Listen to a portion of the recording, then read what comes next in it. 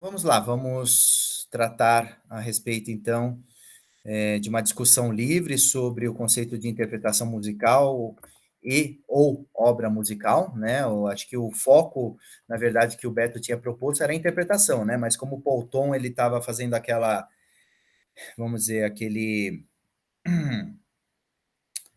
ah, aquele jogo, né, entre os dois conceitos na filosofia, a gente pode abrir aqui também, né, para a ideia de obra, mas não acho que seja, enfim, a gente precise seguir, né, o mesmo método ali que ele usou, né? Como é que vocês querem fazer? Ordem alfabética? Eu gostaria que todos falassem, nem que seja, só sei que nada sei. É, Posso chamar pela ordem dos quadrinhos que tá me aparecendo aqui? O Ideraldo é o primeiro. Boa noite a todos. Esperava que eu fosse um dos últimos. Mas na discussão de interpretação, ainda é, me coloco numa posição assim de quem defende que uma visão interpretativa decorre de uma comunidade interpretativa.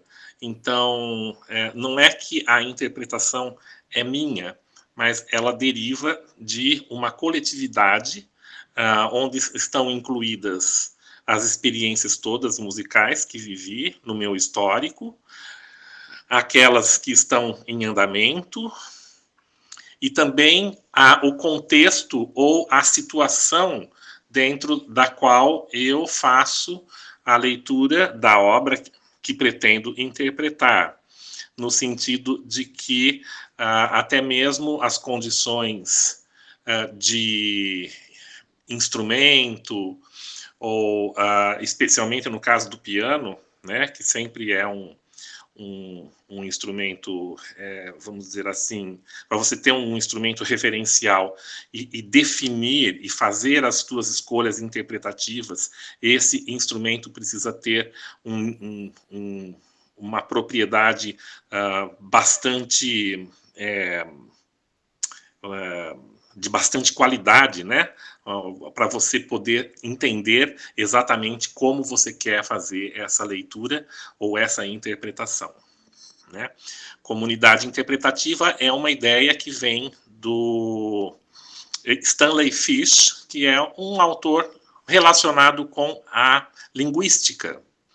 Ele propõe, num dos seus trabalhos mais recentes, que a leitura que se faz de qualquer tipo de obra, ela vem de um conjunto muito grande de percepção de mundo. Ele diz, quando se refere à leitura, por exemplo, que a leitura que se faz de qualquer obra é uma leitura de mundo, não é só da obra em si. E eu concordo muito com isso, porque por mais que você tenha ferramentas técnicas para a decodificação do texto musical, né, ou de uma obra, você deve incluir a tua experiência como artista, como ser humano, como pessoa das artes, né, que lida com a questão da sensibilidade, com a questão das certezas que podem ser obtidas a partir de uma visão crítica de uma obra e a proposta que se tem para interpretá-la, né? Em linhas gerais, essas são as minhas impressões. São impressões antigas, porque eu as trago desde quando eu fiz o meu mestrado lá atrás, né? E isso tem algumas implicâncias em termos de você considerar o texto musical como algo relativo ou como algo absoluto, né? Há que se discutir essa questão, né, de você ser ortodoxo na lida com o texto ou de você ser muito livre com ele mesmo, né? Em linhas gerais é isso. Legal, obrigado, Ideraldo. Alguém quer comentar a fala do Ideraldo? Talvez eu possa comentar. Não, desculpa, você levantou a mão, Flávio. Você Não, eu não quer levantei comentar? para falar depois de você. Ah, tá. É, bom, porque talvez eu tenha que sair um pouco antes e eu acho que a minha visão sobre interpretação vai bastante de encontro com a que o Ideraldo acabou de apresentar, né? Com essa ideia de comunidade interpretativa, que eu acho que tem muito a ver com essa coisa que o intérprete carrega, não só o texto que ele está apresentando, mas muitos textos, né? Eu acho que um conceito que caberia bem aí é o da intertextualidade, né? Que o texto que o intérprete está apresentando, ele é formado, ele é um texto que está ali à frente, mas ele é formado por todo aquele conhecimento que o intérprete carrega, né?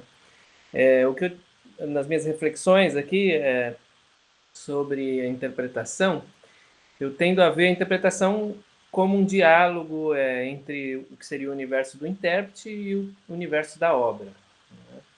E eu estou falando aqui de interpretação principalmente pensando nas decisões interpretativas que a gente toma. Né? Eu ouvi o áudio do Alfeu parte de uma visão bastante ampla, que é super interessante. Né? Então eu estou aqui falando sobre um aspecto bem específico da parte da performance, que são as decisões interpretativas que a gente toma quando a gente tem uma obra para interpretar. Eu acho que esse diálogo, né, é orientado por diversos parâmetros, eu acredito. Então, o contexto em que a obra foi criada, a gente pensar no período que ela foi escrita, o estilo em que ela está inserida, né? Depois, o compositor, então o estilo desse compositor, de outras obras desse compositor, e a própria obra, né? Então, o texto musical, o que o texto musical nos diz, né? O tipo de escrita, tipo de a rítmica que é utilizada, a forma, todos os aspectos intrínsecos aí do texto musical e, inclusive, as indicações que a gente tem na partitura, né? Além disso, a gente tem todas as outras gravações e performances dessa obra especificamente, de outras obras do mesmo compositor e de outras obras de um mesmo estilo, né? Que vão definindo aí expectativas, eu diria, com respeito à interpretação de uma obra específica. E a gente tem, inclusive, a situação da performance em si, né? O programa em que essa peça está inserida, dependendo das outras obras que circundam essa obra aí no programa. Às vezes a gente prefere tocar de um jeito, às vezes prefere tocar de outro. Então tem o momento também da performance que influencia bastante nas nossas decisões, ou pode influenciar, né? Além de você, quando você está programando, né?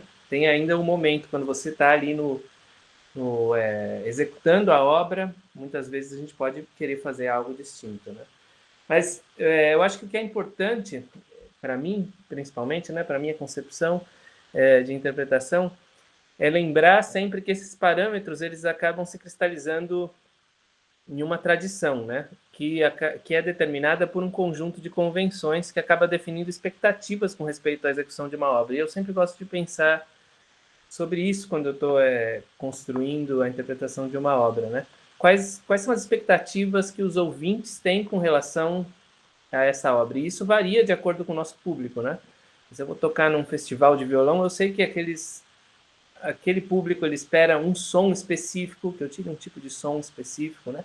Tem um limite ali, mas eu tenho que estar dentro daquele limite. Se eu sair daquele limite, bom, por que eu estou saindo daquele limite? Teria que ter uma boa razão para sair, né?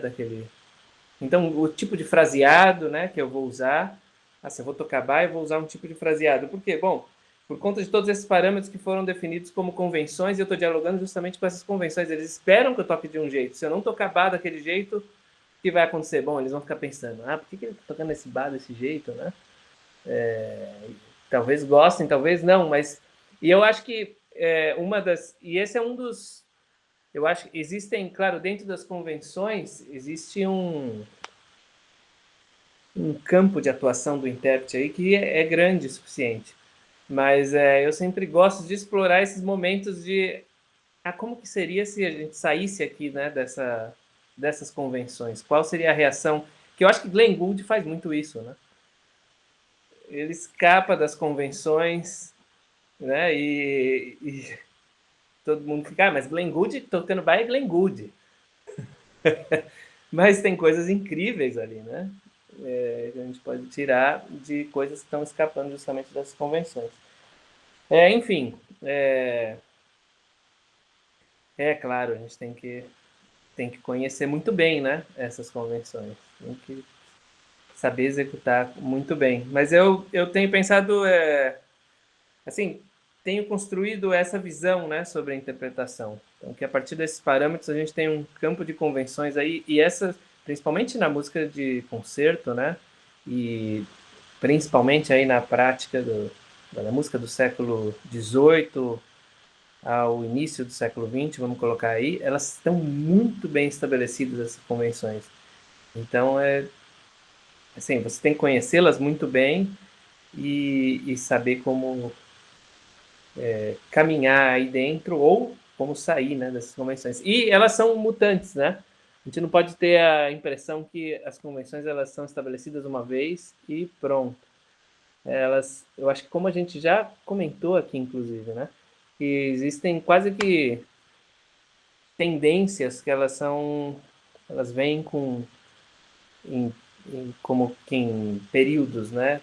E elas são definidas geralmente por intérpretes que acabam se despontando em um determinado repertório, que acabam trazendo, eu tenho essa impressão pelo menos, né? Eu acho que quando o Taruskin esteve aqui no Brasil, acho que ele fez um comentário sobre isso na palestra que ele deu na Ampon, se não me engano, em 2013, 2012, eu não lembro exatamente quando foi. Mas eu lembro dele ter comentado isso, que as tendências interpretativas elas vão variando com o tempo, independente daquilo que a gente encontra nos tratados, independente daquilo que foi definido que um compositor queria, esperava da interpretação da obra dele. E geralmente são influenciados por grandes intérpretes que acabam marcando uma época aí e definindo essas ondas aí. Enfim, é mais ou menos isso que eu queria. Obrigado, Gabriel. Alguém quer comentar? Fala do Gabriel.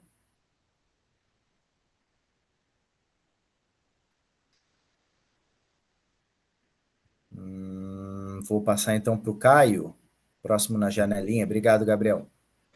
Eu fiquei não abro o microfone, porque eu penso justamente nessa questão da interpretação ser uma tomada de decisões, né? Então, essas decisões, elas são conscientes ou não, né? Muitas decisões a gente pode tomar no momento de uma interpretação inconscientemente, e essas decisões também pressupõem a vivência e experiência do intérprete, né?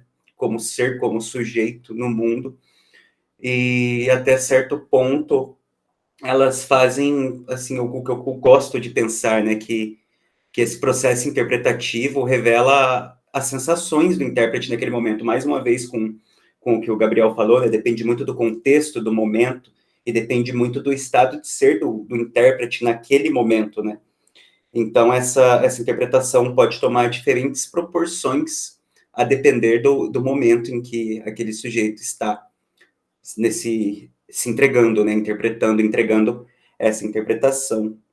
Então, eu acho que, e pensando nas artes visuais, principalmente, assim, essa que a gente pode carregar para a música, essa quase que uma exposição de você tentar soltar o que é subjetivo, que para a gente é tão forte, né?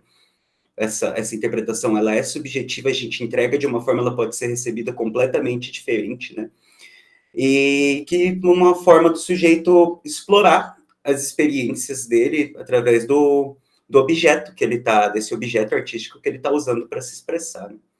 Basicamente dessa forma que eu pensei para o momento. Muito bom, Caio. Obrigado. Alguém quer comentar? Fala do Caio. Nossa, eu achei muito bacana, Caio. Adorei. Essa sua fala sobre a tomada de decisão, né? Realmente não é uma coisa muito importante, porque você tem ali um conjunto de ferramentas, mas muitas vezes você também tem que tomar uma decisão de como fazer determinadas coisas, né? Mesmo tendo uma quantidade imensa de conhecimento, você ainda assim tem que tomar decisões. Eu acho que isso é imprescindível, né? Acho que é uma das coisas mais importantes, né? Legal. Quer prosseguir? Já aproveitar a fala? Daniele.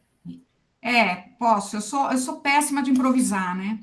Eu fiquei hoje pensando um pouco sobre isso. Depois eu ouvi a fala do Alfeu, que eu achei muito, muito importante, muito ampla, né?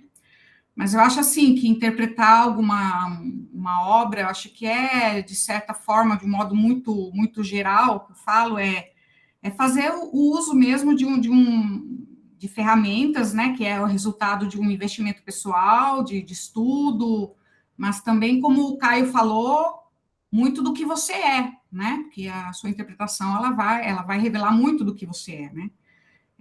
Também fazer uso do seu conhecimento sobre o estilo, sobre o período, sobre o estilo desse compositor, do contexto, da técnica do período, das suas possibilidades técnicas também. Então, eu acho que, assim, de modo muito geral, que eu coloco, eu acho que é isso, né? Legal, Daniele, obrigado. Alguém quer comentar?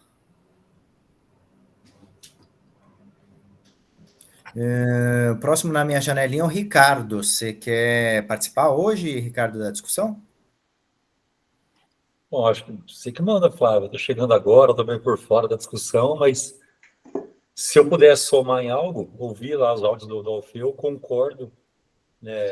Juntando agora, comentando isso um pouco, concordo com o Ideraldo, que a gente tem realmente uma comunidade do que já vem sendo feito, você tem que estar discutindo com isso. Não que isso impeça de você romper algumas coisas e propor novas discussões. Tem essa coisa do estudar, acho que não só a peça em si, igual o Alfeu fala no áudio, né, que ali na hora do palco é o play de uma coisa que você já deixou pré-programada ali, né, com horas e horas de técnica, de reflexão, mas acho que também tem aquela construção do que você é capaz de tocar, né, aquela construção que vem, vamos dizer que a peça é o médio prazo, uma construção a longo prazo.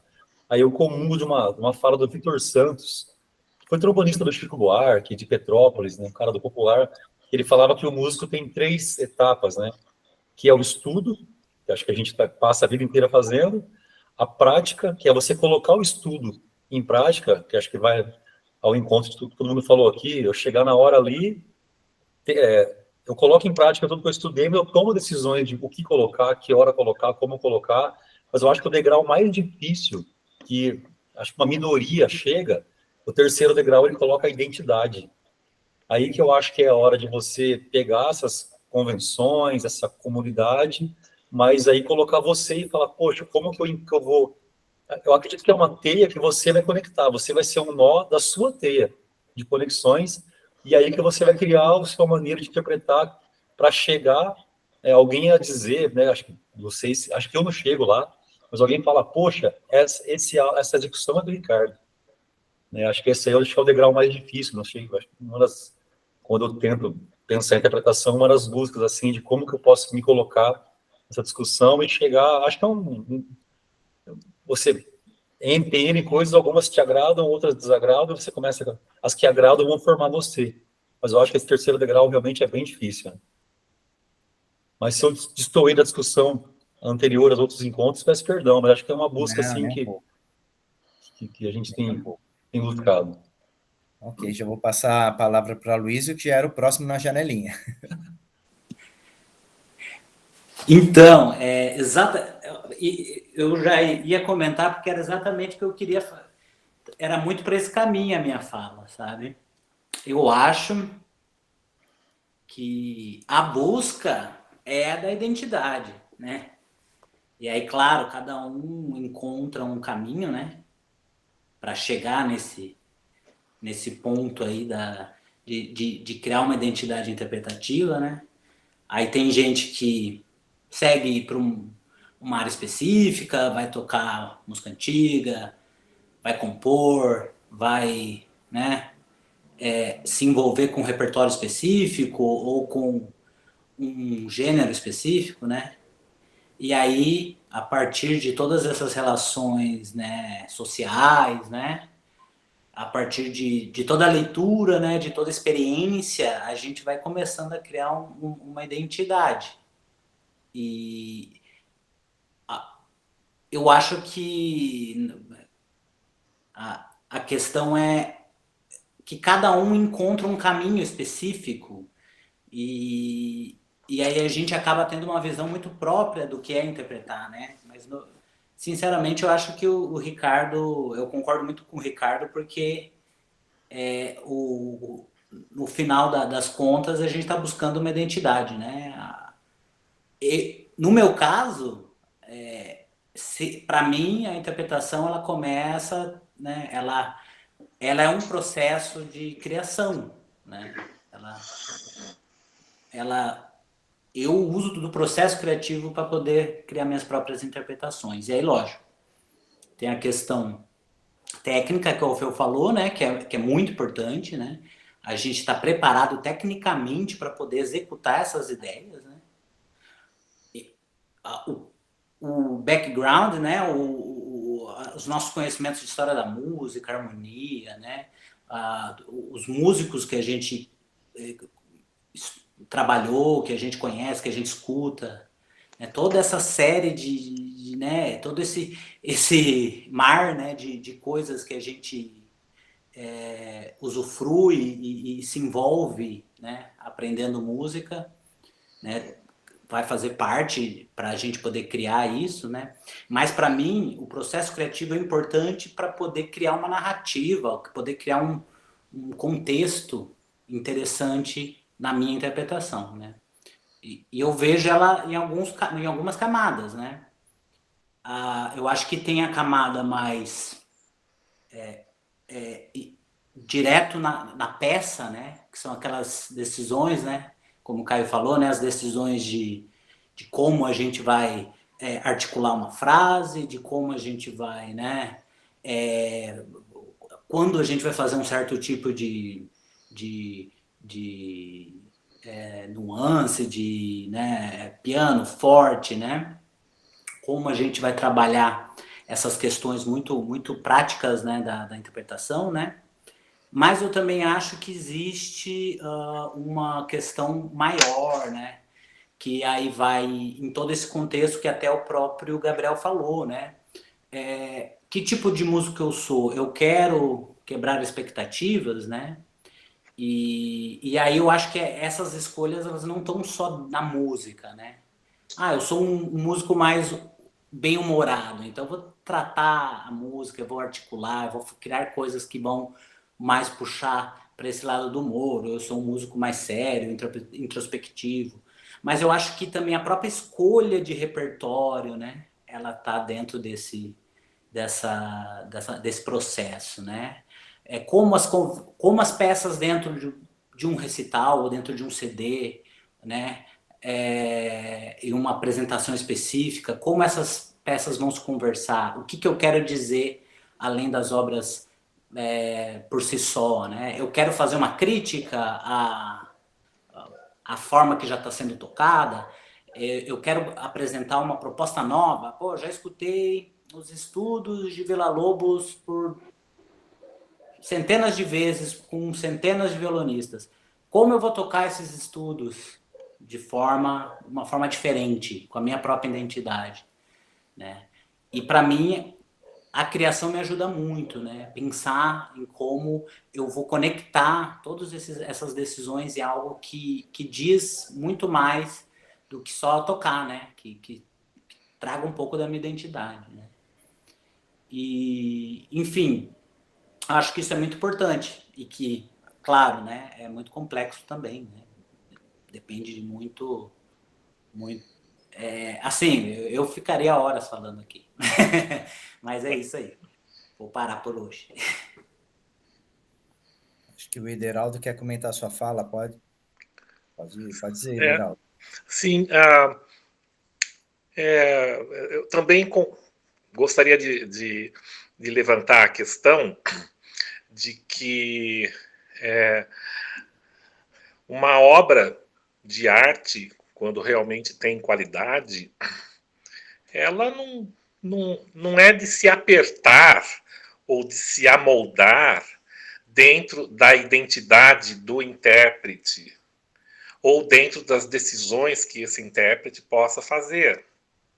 Me parece que a obra tem qualidades inerentes, próprias da sua própria estrutura, que ela possa ser vista por diferentes esquemas de decisões interpretativas de diferentes autores, de diferentes intérpretes, de diferentes maneiras de acessá-la, porque também acredito que a música ela não apenas tem valor a partir do momento em que ela é performatizada ou tocada. Ela tem um valor interno per se que não se deixa, de tal modo que não se deixa amarrar por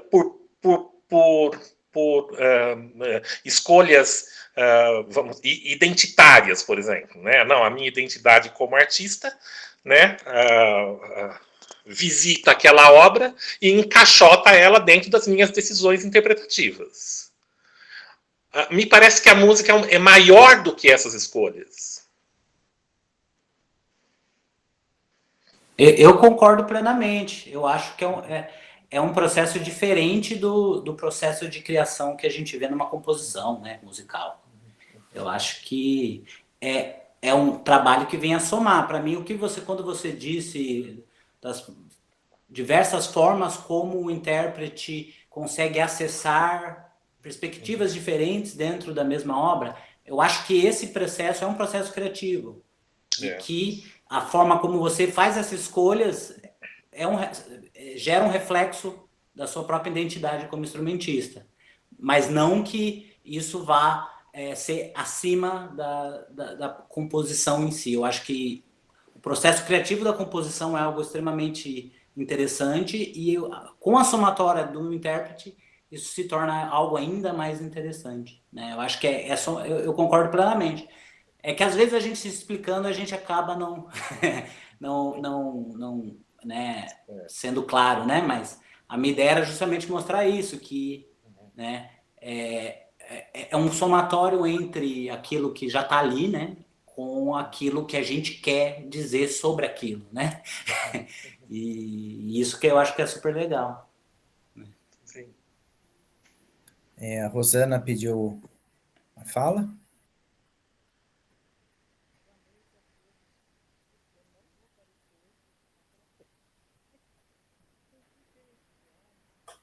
Rosana?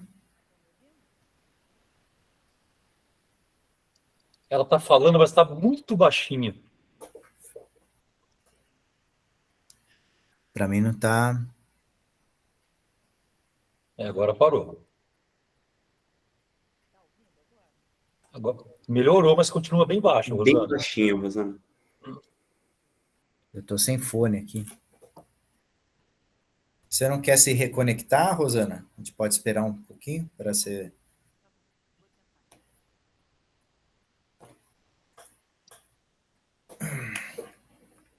Posso aproveitar, Flávio, o microfone? Até agradecer o Ideraldo, que às vezes o Ideraldo, a colocação dele, nos faz, às vezes, revisitar o nosso discurso e ver se ficou claro. Eu concordo, Ideraldo, acho que, quando eu disse acho que achar identidade, mas claro, dentro, assim, acho que a música ela tem uma flexibilidade, como você tinha com algumas escolhas, mas com todo respeito à obra. Eu não vou lá quebrar e tocar o bar de ponta cabeça, né? Não que não seja uma maneira de expressão, mas como você disse, uma identidade dentro do permitido, digamos assim, mas ao ponto de criar a sua maneira da pessoa te conhecer enquanto intérprete, ao ponto de ouvir e falar, poxa, porque acho que se a gente deixar a obra como uma coisa acabada, então acho que a interpretação ela fica impotente, né? Acho que a graça é essa. Mas acho que a gente está indo assim, discutindo para o mesmo lado, mas com respeito à obra, sem, né, não é o que a gente faz com essa parede sem derrubar ela, né? tudo bem fazer um buraco ali, mas assim, dadas as devidas funções, mas assim, né, na interpretação, eu acredito que é fazer uma parede, mas ela vai continuar sendo uma parede, assim, respeitando a obra em si. O Glenn Gould fez muitos buracos, né? E ficou famosíssimo por eles todos, né? Não, Ficou assim, a reputação dele foi lá em cima devido à ousadia com que ele realizou enormes fendas. E, e, e ninguém vai colocar em discussão se isso. Às vezes eu pergunto também, né? Eu posso fazer todas as minhas decisões interpretativas e todas as minhas decisões podem estar erradas, né? E aí vai para as cucuia, né? Foi absolutamente decidido que aquela maneira de tocar com a qual eu me identifico está completamente fora do canal, fora da casinha, né? A gente tem esse exemplo do Glenn Gould, é clássico, porque ele fez realmente muitos experimentos nessa direção, foi ousado o suficiente para abrir o caminho à discussão das possibilidades interpretativas com as quais a gente se diverte tanto hoje em dia, né? Tanto é que estamos aqui conversando sobre esse assunto, espocando as ideias. Deixa eu aproveitar que a Rosana entrou novamente. Vamos tentar de novo, Rosana?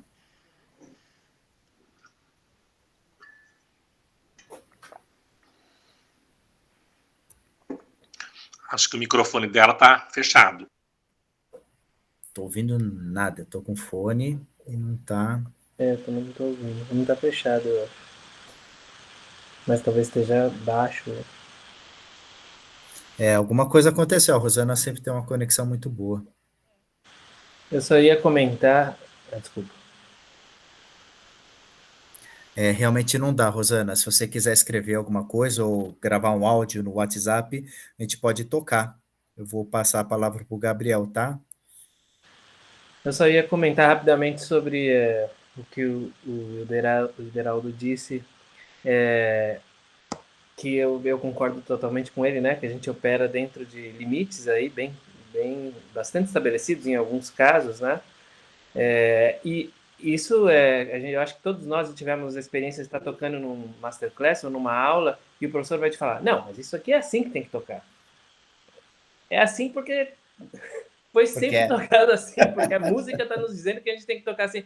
Então é isso, os nossos limites aí, eles às vezes são muito estreitos, né? E alguns professores são irredutíveis. Falam, não, você tem que tocar isso aqui assim, não dá para tocar de outro jeito. Esses limites aí às vezes são duros. Grande problema. E a gente já abre a gente já abre um outro flanco aí de discussão, né? Calma aí, Natália, a Rosana está entrando. Oi, Rosana. O microfone está fechado agora. E agora? Tá ótimo.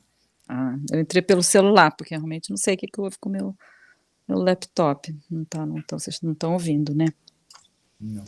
Enfim, não sei se agora eu interrompo o que vocês estavam discutindo, né? Eu fiquei tentando falar sobre aquele momento que estava justamente o Aloysio e o Ideraldo falando sobre as questões pessoais, né? E quanto elas influenciam, né, nessa questão, né? E eu estava pensando justamente que eu como cantora, né, eu tenho que associar na interpretação a questão da linguagem verbal, né, além da musical, e essa associação também cria uma outra relação, que é a relação texto e música, né, que para o intérprete ainda é um outro complicômetro, né, e que demandam, né, questões que vão além da questão musical, né, como você interpreta aquele texto a priori, né, e eu acho que isso também é uma questão no canto mais confusa, né, muitas vezes, né, encontrar um denominador comum na peça, encontrar a relação, né, descobrir a relação que motivou a composição, né, da peça através de um texto, né. Isso no canto é uma questão mais complexa e às vezes difícil, né? Às vezes você não consegue conciliar questões da linha musical com a linha do texto, né? Então, essa é uma...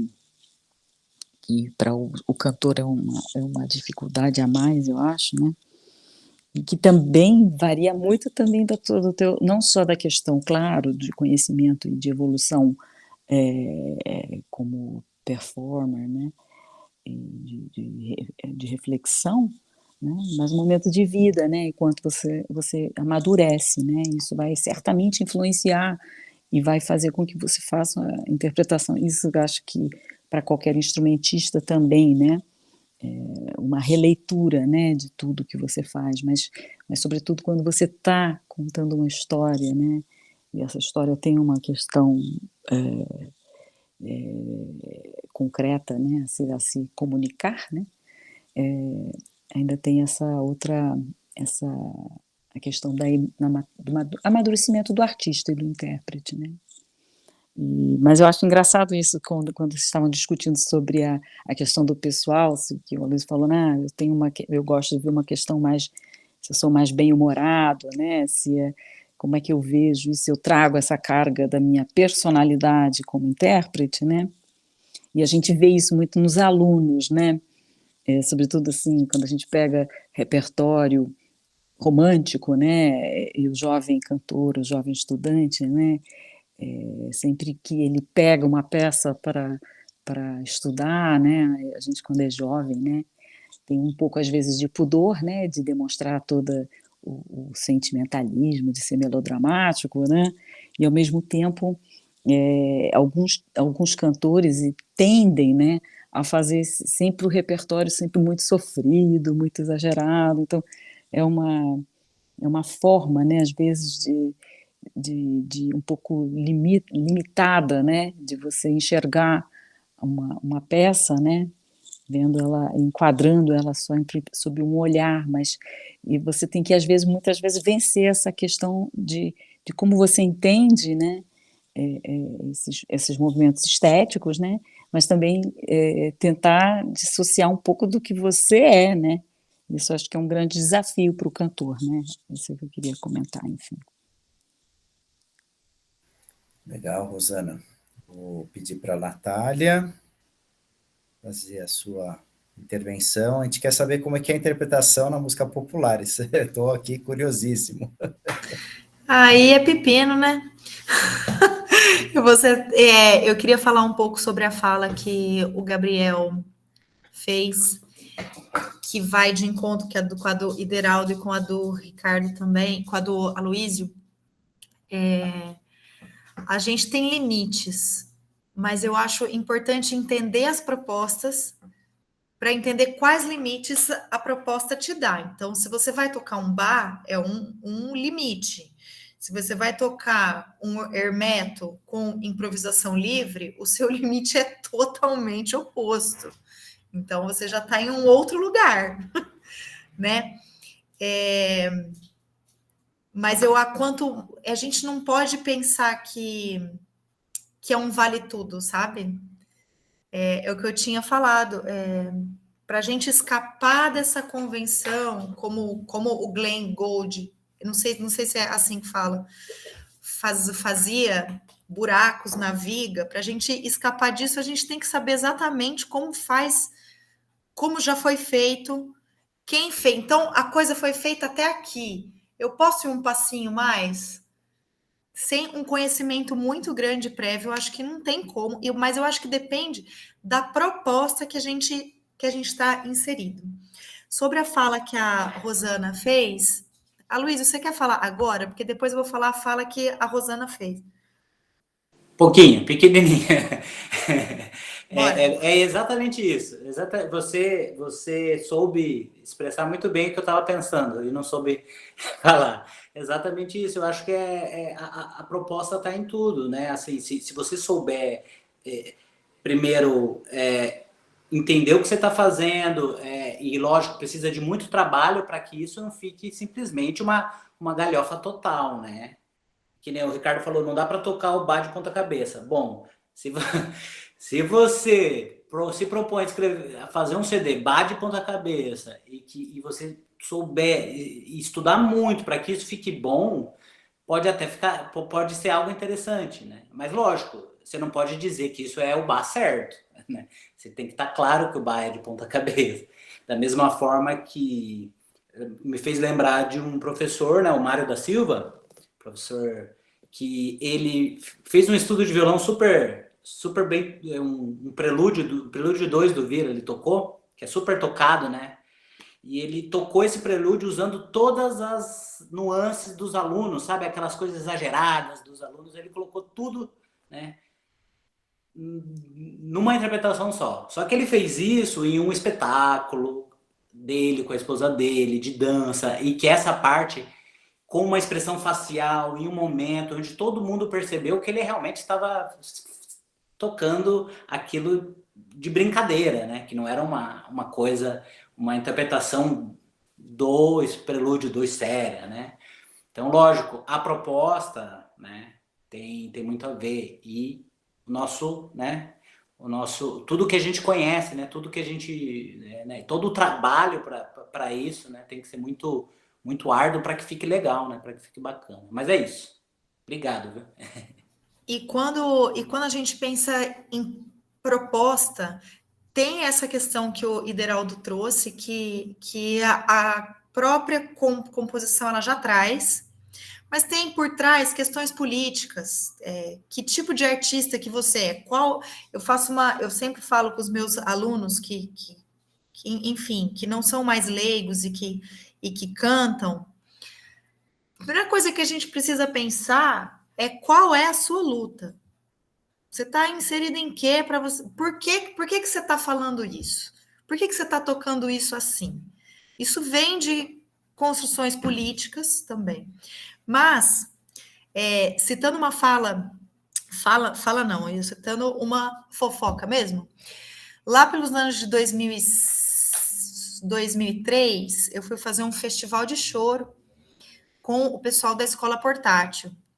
E lá estava um alvoroço, porque o pessoal da Escola Portátil são chorões tradicionais. Então, tem o Maurício Carrilho, a Luciana Rabelo, eles tocam de uma maneira... Eles defendem o choro, regional de choro, com violão de sete, com pandeiro, com cavaco. E aí abriu-se uma discussão sobre um grupo chamado Nó em Pingo d'Água, que é um grupo de Campinas. E naquela época, então, esse grupo toca choro com contrabaixo, com piano, com uma formação mais power jazz, assim. E eles tocam choro. E naquela data, perto daquela data, o Joel Nascimento, que é um bandolinista das antiga, já idoso, fez um show com eles. E aí todo mundo, meu Deus, o Joel Nascimento fez um show com Nó em Pingo d'Água, como se ele fosse um traidor da situação. E daí o Maurício Carrilho falou, isso daí eu vi, ele falou na minha frente, falou assim, o choro precisa da Escola Portátil e pessoas como nós dando chão para que essas novas formas, como Hamilton de Holanda, para que essas novas formas possam acontecer. Mas a presença do chão é uma coisa extremamente importante, porque senão o gênero morre.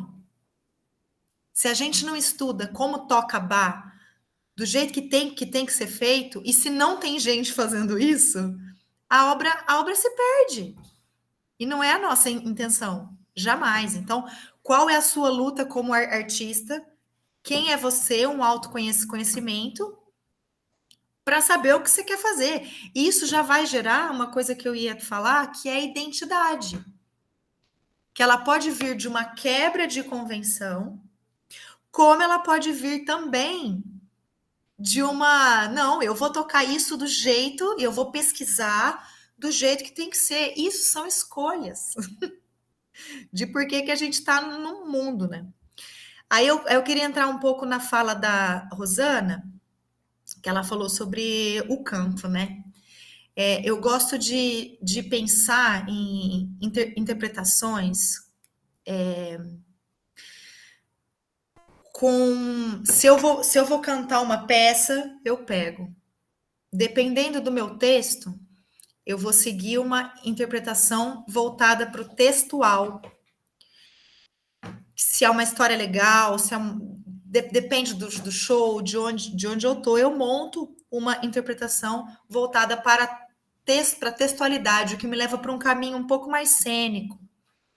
Mas tem peças que, aliás, quase todas hoje que eu faço, eu já penso em habilidades musicais e instrumentais para montar a minha performance, usando sílabas e texto também, mas com idiomas de outros instrumentos, dependendo da peça que eu vou escolher. Não sei se eu fui clara com isso, mas é um pensamento instrumental da construção da performance. Porque uma coisa que a gente sabe é que a voz, ela é um instrumento de corda, ela é um instrumento de percussão, ela é um instrumento de sopro, com muito recurso. Só que como o Brasil, ele é um país muito cancioneiro, a gente tem muita canção aqui, o cantor é visto como um cantor de palavras. Sim, ele também é um cantor de palavras, o que é de suma importância, porque ele é o único que faz isso, né? Mas a gente pode pensar em performances por um outro, não sei se no canto lírico, né? Mas por caminhos mais instrumentais. E aí, Flávio, eu não sei se eu já posso falar o que eu ia falar sobre interpretação. Posso emendar? Tá. Eu marquei algumas coisas. A primeira coisa que eu ia falar é sobre uma coisa que a gente pode até pensar juntos, que é performance versus interpretação. Se tem diferença, se a performance abrange mais coisa. Eu acho que só isso já dava um pano para manga danado, né? Na verdade, é o que eu estava pensando em falar, assim, também. Mas vamos ver. Estou curioso. Não, isso é uma coisa, na verdade, é uma coisa que dá pano para manga, né? Porque na minha defesa, eu estou sempre falando em performance, e performer para o cantor. Aí, em um momento, eu pus intérprete. E aí, um membro da banca falou que isso talvez pudesse ser reducionista, porque quando a gente fala em música popular, a gente, que é a que eu estava falando lá, a gente tem a obra, mas o intérprete, ele dá vida também, então aí a gente entra naquela coisa, poxa, performance é uma cocriação, será que está compondo? Então, cara, isso é muito confuso, isso é muito maluco, né? Será que reduz quando eu falo em intérprete? Será que a performance pensa uma construção não só do que eu tô falando, mas de como eu vou me comportar em cena, a roupa que eu tô usando? E a interpretação seria só da peça em si, né? E a performance ser como que eu entro no palco, o que eu vou falar naquele momento X.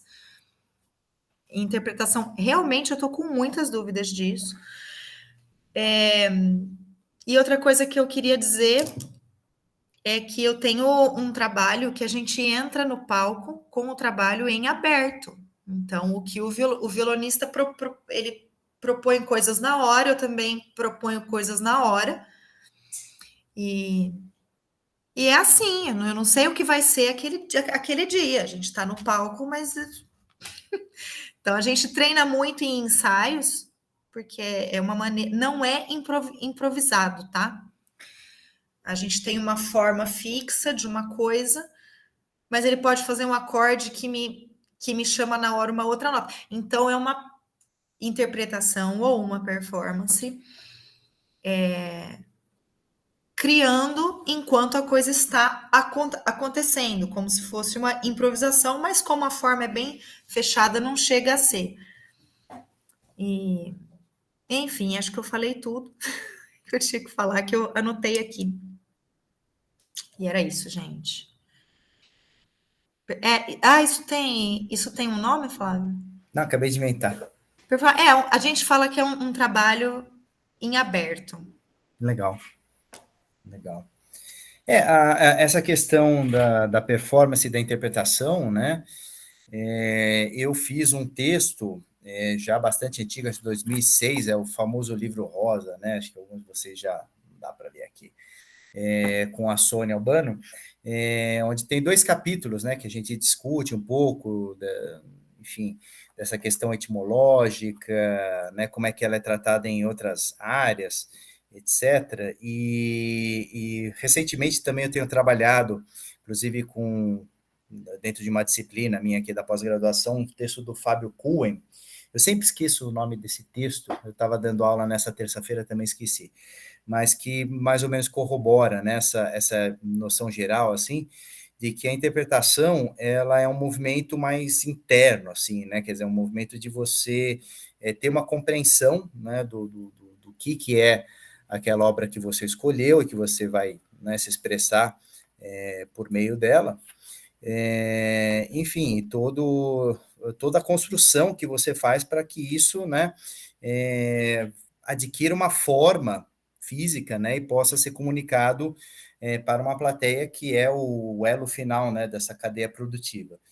E a performance, né, tem efetivamente uma ligação assim com artes cênicas ou com esporte, né? Quer dizer, aquele momento físico, aquele momento que você está no palco desempenhando, fazendo a coisa acontecer. Então, assim, a interpretação é talvez um movimento anterior, né? De uma concepção, de você, né, criar uma forma de expressar aquela mensagem, e a performance é o momento da execução em si, né? Então, eu costumo dizer que, por exemplo, um professor de música, né, que está trabalhando com um aluno, ele pode ser o intérprete no sentido de que ele vai transmitir para o aluno uma ideia musical para ser realizada, né? E que o aluno, quando ele está no palco executando aquela ideia que pode não ser, né, a sua própria, mas a do seu professor, né? Quer dizer, a interpretação é do professor e a performance é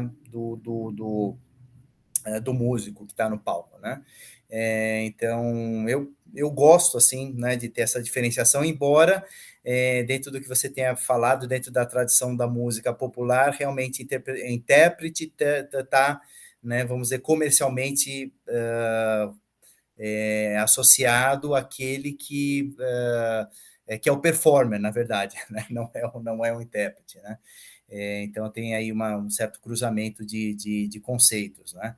E, assim, voltando aqui, né, na ideia desse livro, é de 2006, né? Mas, assim, até hoje eu ainda continuo acreditando nas coisas que eu escrevi no primeiro capítulo e no segundo capítulo, né? O primeiro capítulo foi com a Sônia Albano e com o Márcio Ribeiro, e o segundo capítulo fui eu mesmo que escrevi. E tem uma frase aqui que eu escrevi que até hoje eu acho que ainda é válida, né? Eu digo que a interpretação musical é, antes de tudo, fruto do pensamento.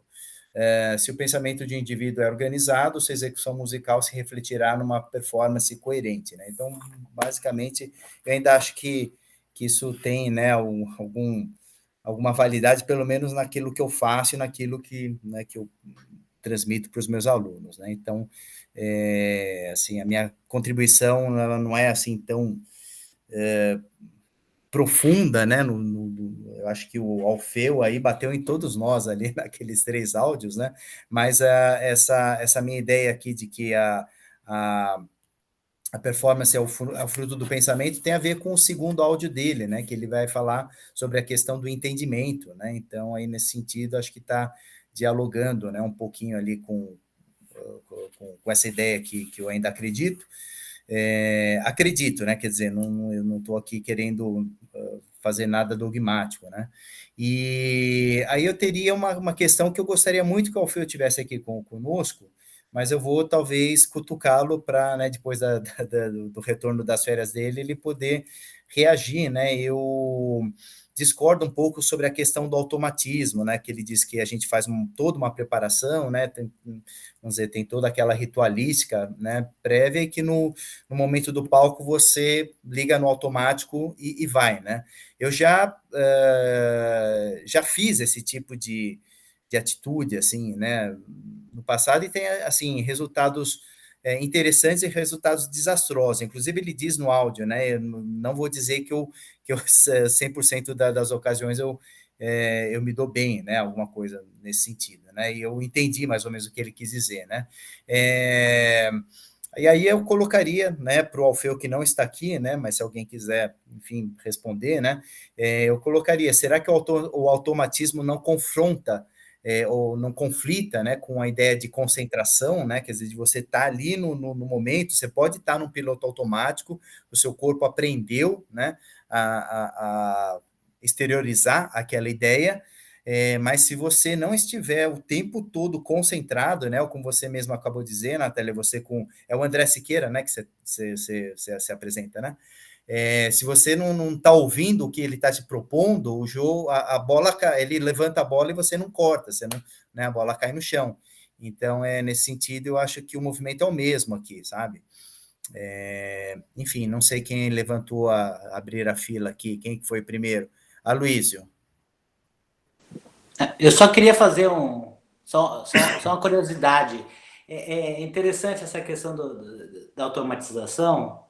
Ainda bem que você lembrou que eu já conheci muita gente que faz isso. Eu particularmente, eu não consigo. Para mim é impossível de fazer, né? Ele falou tem gente que faz isso eu muito não bem. penso, né, na hora da execução, né? Eu deixo acontecer, né? Uma vez eu fiz uma aula com o Barrueco, né, Manuel Barrueco, lá em Montreal. E ele estava me falando justamente sobre isso, e que ele fica tocando e ele fica contando o piso do chão enquanto toca. Porque ele fala que ele não consegue pensar na música na hora. Ele estuda tudo, faz tudo, mas na hora de tocar ele prefere não pensar em nada. E a maneira mais fácil para ele era... Ele me falou isso uma vez, né? E eu achei assim, meu Deus, como ele consegue fazer isso? Tocar e ainda ficar contando. Eu não consigo nem imaginar isso. Exato. Então, aí, enfim, eu até entendo o Alfeu, mas eu nunca conseguiria fazer isso na minha vida. É o Alfeu e o Barroeco. Diga lá, Natália. Galera, eu acho que o Alfeu ele quis dizer é que a parte técnica realmente tem que estar em dia, sabe? Porque se você tá lá na performance pensando que dedo que você vai passar, pensando em passagem de registro vocal, né? Isso aí a gente não pode. Não. Mas então, só que o Alfeu ele falou, pelo que eu entendi, de estar automatizado questões técnicas, não questões interpretativas. Não acho que ele não vai estar concentrado, vai estar contando azulejo no chão, né? Mesmo porque você tem, às vezes, um espaço, né, de uma acústica muito molhada, né? Você ensaiou no teu quarto que é seco, né? Tanta e aí? Coisa para dar errado, Tanta coisa, né? dá. Assim, umidade, né, que faz o violão você acorda com rinite. Mudo, você acorda com rinite. Sabe? E você tem que fazer da mesma forma. Então, coisas que você consegue ter sempre um plano B, um plano C, do tipo, acordei ruim, não sei o quê. E coisas que acontecem na hora. Eu fui fazer um show difícil desse daí, que a gente tem que ficar concentrado, porque é exatamente isso. Às vezes o cara levanta uma bola. Esses dias eu tava cantando normal, tava numa linha melódica mais fluida, e o André, do nada, fazendo uma polimetria embaixo. A gente não tinha ensaiado isso. A gente não tinha ensaiado, mas o cara fez, o que eu vou fazer? Eu vou segurar a onda. Então, até essas coisas que vão acontecendo, né? Mas esses dias a gente estava num show no Sesc, aqui, e uma mãe levou os dois filhos pequenos. Gente, o filho dela rolava no chão no meu pé. e lá estava eu concentrada. Então, a concentração ela tem que estar lá, mas eu acho que a parte técnica tem que estar, acho que é o mínimo, assim, para estar tudo em dia. Tá certo. Ricardo? Eu também comungo da visão da Natália, acho que tem um pouco disso aí. A interpretação, acho que ela é mais amarrada, mas eu vou usar uma fala do Gilson Peranzetta, é mais na área de improviso, mas acho que a gente consegue fazer um paralelo entre as duas falas. O Peranzetta falava assim, para improvisar, que é parte da performance, você tem que ter a habilidade de estudar tudo, mas o improviso você vai ficar sincero na hora que você aprender a esquecer tudo na hora de tocar. Porque se eu improvisar pensando, nossa, eu vou usar essa escala porque o acorde é esse, eu estou em tal tom, empréstimo modal, vai rolar, beleza. Mas ele falava assim, o legal é você estudar tanto ao ponto de, na hora, simplesmente não pensar nada. Mas aquilo virar, porque você já fez tantas vezes. Mas no caso do Gilson, uma questão de improvisação. Você vai criar coisas na hora, usando aquele material que você está previamente estudado, mas de certa maneira você não está assim, raciocinando na hora, você está só deixando acontecer. Acho que o Alfeu aqui, eu entendo um pouco disso também.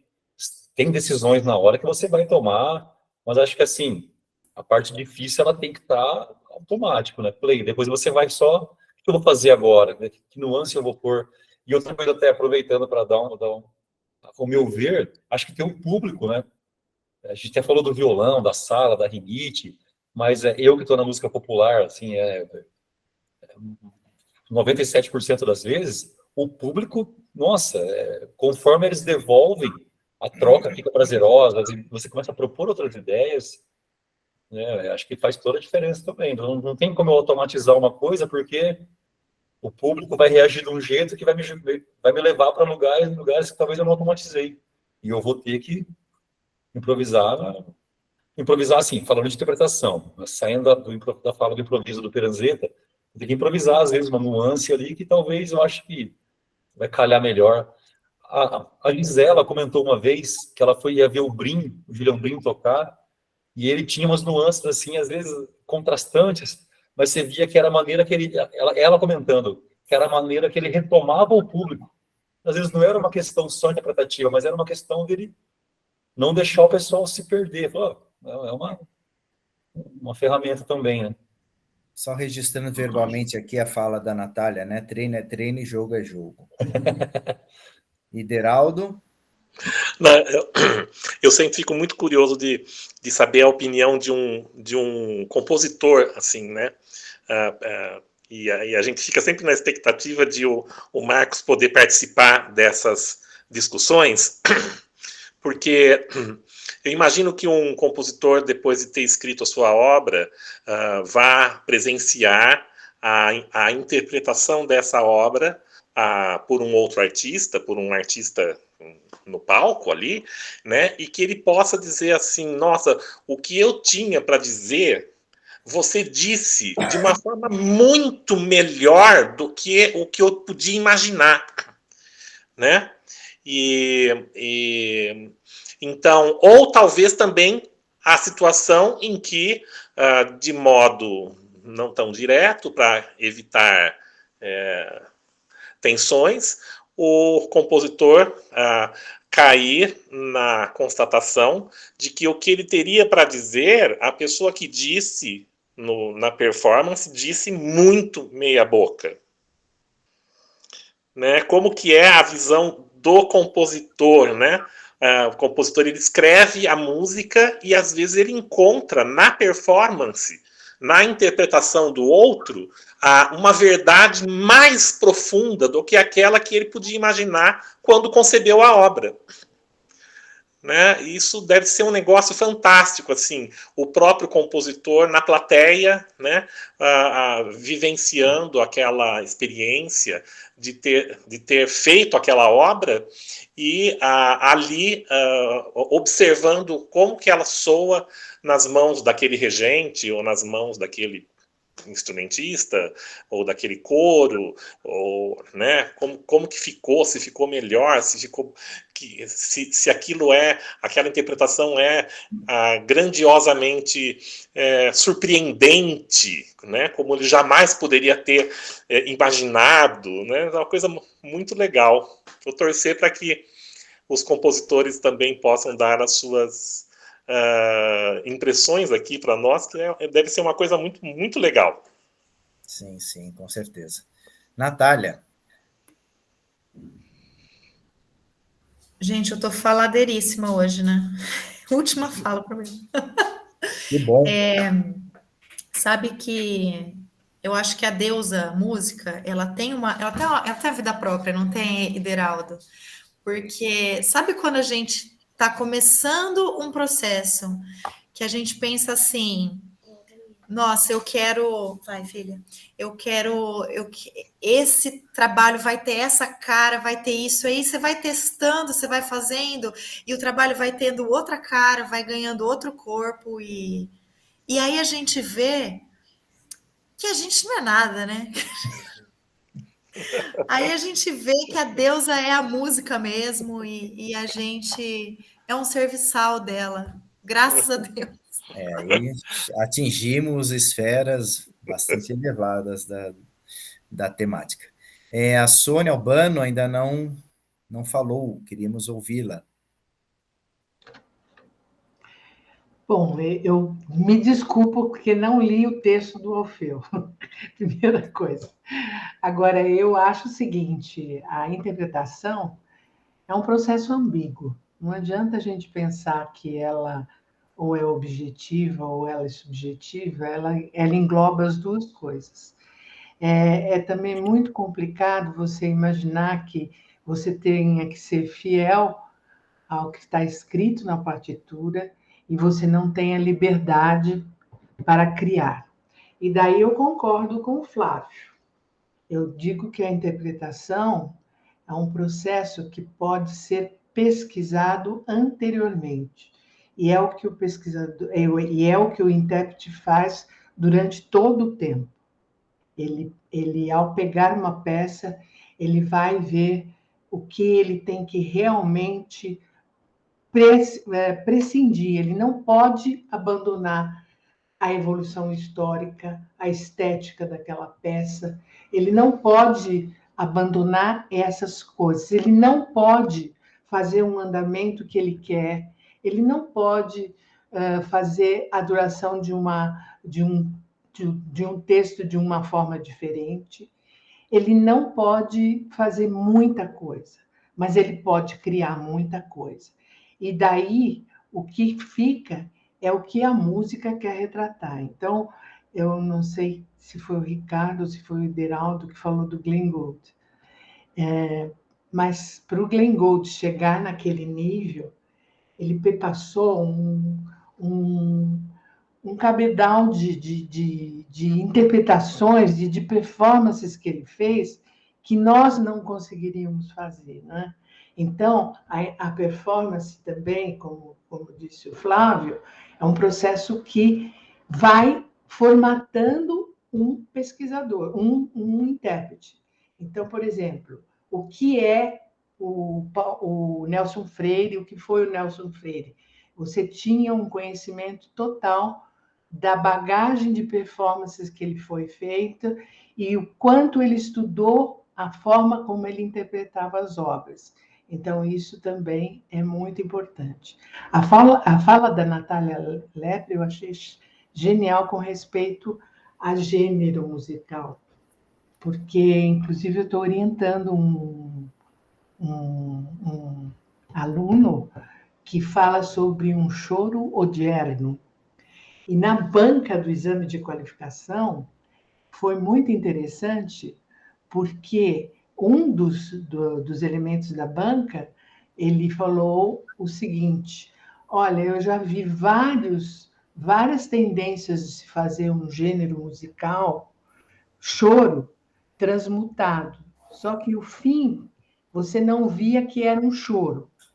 E a forma como você criou esse choro odierno nos remete ao choro. Então, essa coisa que a Natália diz que você tem que ter um fundo de gênero, uma coisa que substancia um gênero, realmente, você não cria nada se você não parte do velho para criar o novo. E você não pode transmutar uma música ao bel prazer. Não. Existem regras e regras. Então, você tem um Bach sendo executado como um Bach. Só que você faz uma pesquisa sonora nisso e você recria alguma coisa que você pode criar. Então, você pode usar um andamento um tanto diferenciado, você pode usar uma dinâmica um tanto diferenciada. Tanto é que Bach, quando viu o piano forte, ele falou, puxa, que maravilha, eu gostaria de ter criado para um piano forte. Então, a inovação existe na interpretação, mas ela tem uma função primordial, que é fazer a música falar, porque, na verdade, é a música que fala. Nós somos simples intérpretes, e, ao sermos intérpretes, nós temos regras a cumprir, mas, ao mesmo tempo que nós estamos no ato de performance, eu não consigo imaginar o automatismo interpretativo, a performance automática. Não existe isso. Existe, como disse a Natália, você dominar uma técnica. Realmente, você não pode ir para um concerto se você não tiver estudado aquela peça a tal ponto que ela quase que está automática na sua mente. Mas quando você está lá, você tem que estar ligado, porque a música vai te dizer alguma coisa que você tem que manifestar. E ao manifestar isso, você não está se projetando, se individualizando. Você está transmitindo o que a música subjetivamente te informou. Então, existem várias coisas a ser discutida num processo de interpretação. Então, fidelidade, subjetividade, o que é subjetivo, o que é objetivo, qual a relação que a música tem com a linguagem, porque música é linguagem. Não adianta a gente pensar que música não é linguagem. Música é linguagem. Que tipo de linguagem? Será que aquele intérprete é capaz de transmitir a linguagem que aquela música quer passar? Então, são questões que envolvem muita pesquisa. Eu digo que a interpretação é um processo de pesquisa sonora. Pesquisa sonora. Quando você faz uma frase musical, por exemplo, você pode fazer aquela frase de 1000 formas, mas ela não pode deixar de ser da estética daquele compositor, do estilo daquele compositor, daquele estilo daquela época. Então, eu acho que são quesitos que a gente tem que estar sempre atento, né? E o que é natural? Por exemplo, às vezes a gente vai a um concerto e a gente não consegue captar o intérprete com a música. Ele não consegue transmitir o que a música está querendo dizer para ele. Então, até isso é uma questão de discussão. Você só pode ser um bom intérprete se você deixa a música falar. Isso daria mil falas, né? Mas eu vou me ater a essa fala inicial. Muito bom. Eu honestamente estou achando a nossa discussão hoje aqui muito mais profundo do que a gente viu no último encontro ali, do que a gente discutiu lá do vídeo do Paul Thom. Eu vou então concluir aqui lendo o texto que o Paulo Egídio mandou, né, a contribuição dele, deixando aberto também comentários, e depois a gente fecha com os áudios do Alfeu que a Sônia Albano não teve acesso, né?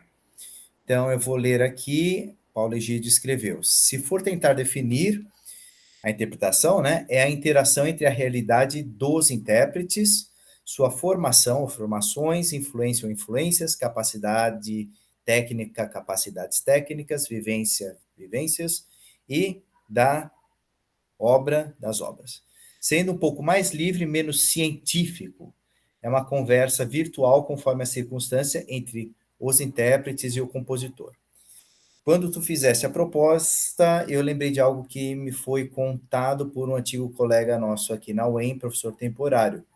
Ele disse que há uma masterclass do George Shebwack, na qual ele diz, abre aspas, eu não quero tocar a música que está escrita na partitura, eu quero tocar o que a música era antes de ser colocada na partitura. Isso é muito legal, fecha aspas, isso é muito legal, isso eu já tive essa sensação, assim, de, nossa, é difícil explicar, mas é exatamente essa ideia, assim, como que Bach estaria ouvindo essa frase pela primeira vez e né, colocando isso num papel, né? Eu já me peguei, assim, né, pensando um pouco nessa esfera aqui. Mas, enfim, isso é uma expressão muito subjetiva, não conta para nossa discussão aqui.